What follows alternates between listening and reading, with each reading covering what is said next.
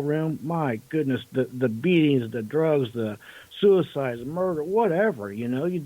So I had to exercise that mirror and take it out of there, and that was a whole trip. I had to bury it in a cemetery out in the middle of Bigfoot country at around midnight. It was like a scene of like a horror movie. And then when we got back to the house where the mirror was, it was like blood going down the wall. That was the weirdest, spookiest, creepiest thing I've ever seen, I got to tell you.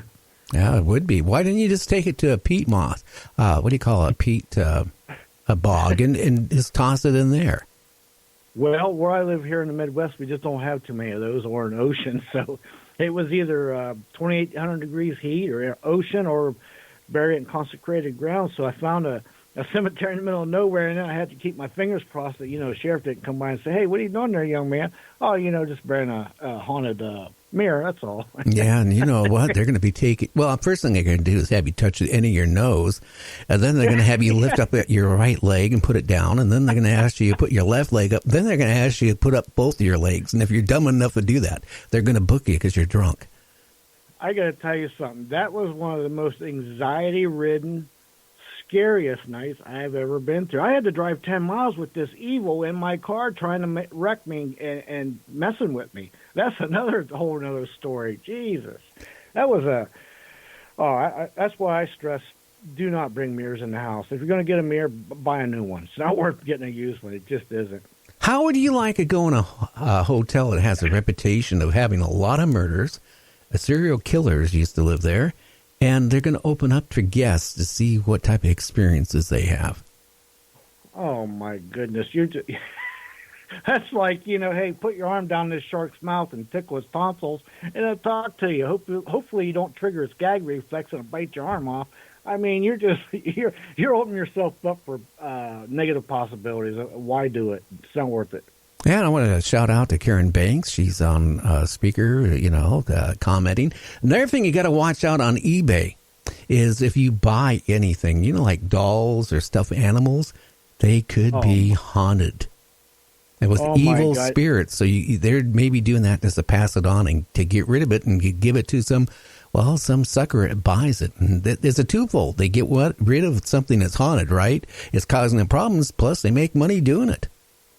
I know you've heard of the Dybbuk box. That's how it got its start, was over the internet. Somebody sold it. It changed hands about 3 or 4 different times, but everyone that bought it, they opened it up and their life was tore upside down from the evil in that box. And the guy that owns it now, he has it buried, cementically sealed in a military grade box and buried somewhere. But it caused illnesses and all kind of havoc in people's lives. So yeah, dolls. Oh my God, dolls.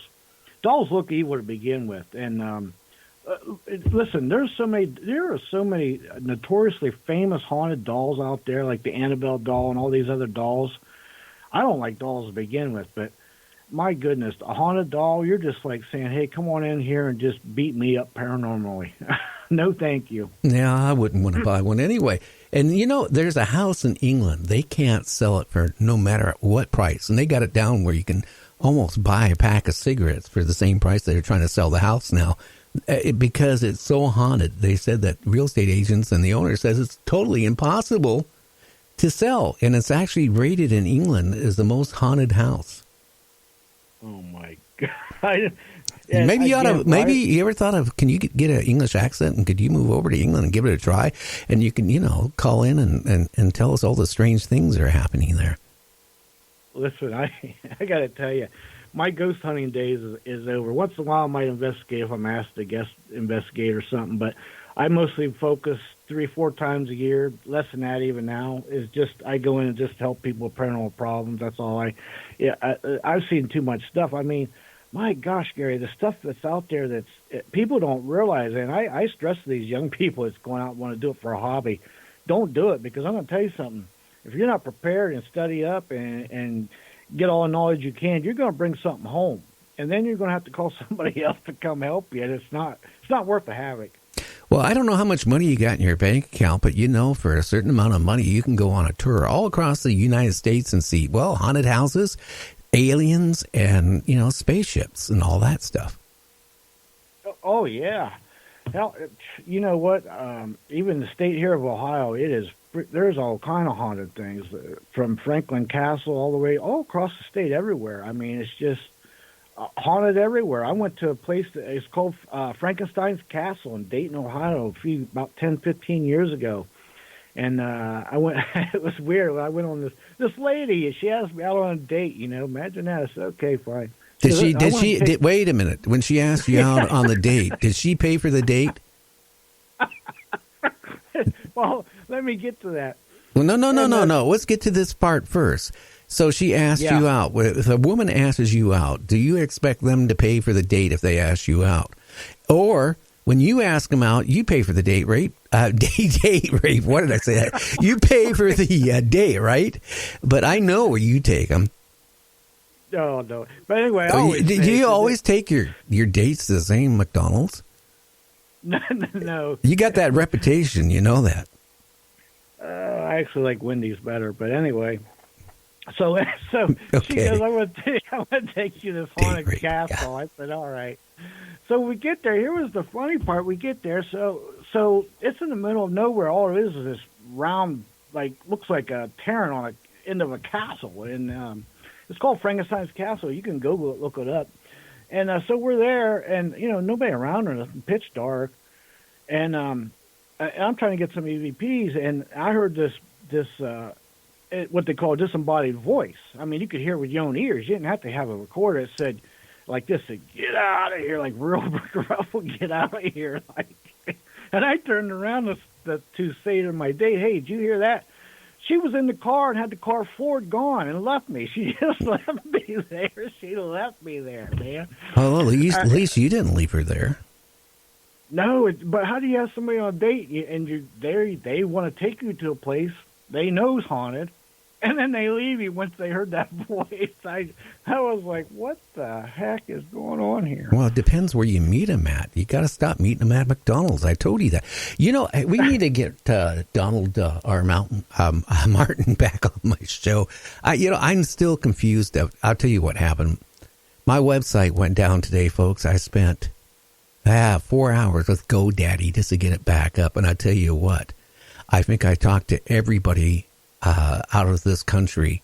I don't know where they're from, but I tell you what, none of them had good English, and they probably understood me as good as I understood them. This woman married a 300-year-old pirate. How do you marry a 300-year-old pirate ghost? I mean, wouldn't the minister or whoever the official that marries you, wouldn't you think, is that a legal marriage? That was in the UK, right? Yeah, certainly. Well, a lot of things are in the UK. It's not Florida tonight. Have you noticed I haven't brought up Florida once? Do you want me to? You know why? I think they got so much business. No, I don't want you to. Leave Florida alone for a night. Jesus. Hi, Patty. Back to that pirate. I believe they're getting a divorce now. I'm not sure, but I'm pretty sure they're getting a divorce. But I always said in the beginning when they got married that he's going to end up ghosting her anyway, and he's going to end up all bad. Yeah, I know. And then this psychic claims he was abducted by a paranormal aircraft. Oh, wait a minute. Well, not a UFO, but an aircraft? On an aircraft. Not a spacecraft, but an aircraft came and got him. And it was a paranormal aircraft. And that's out of the UK, too. You know that. Well, I do now. I kind of assumed that when it was just by the way you were saying it. But so, in other words, a ghost plane. A ghost plane? Landed down this field or somehow transported him up in there, and he had a flight with some spooks, obviously. Jesus.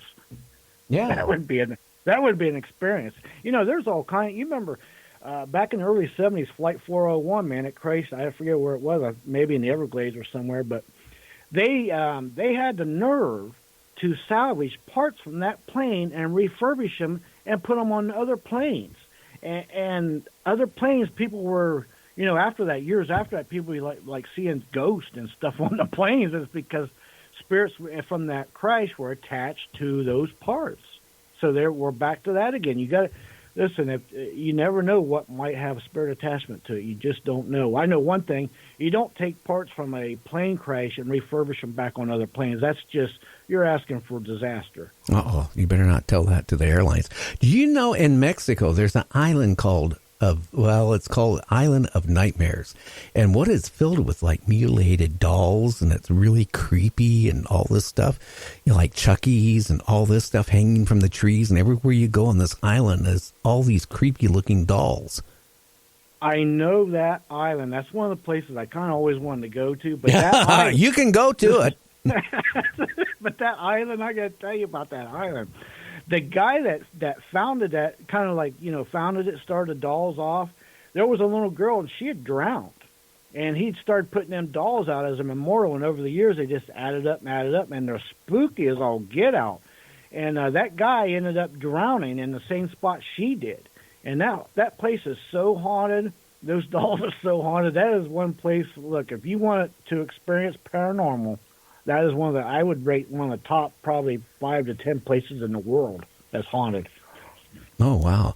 You know what? You better watch out if you got black mold in your home, because, well, the doctors and scientists out of the UK says it can cause you to hallucinate. And you can see you can see demons, and you can see ghosts, and you can see creepy things crawling on the floor, because the black mold, actually, the spores from it, causes you to hallucinate. I didn't even know that.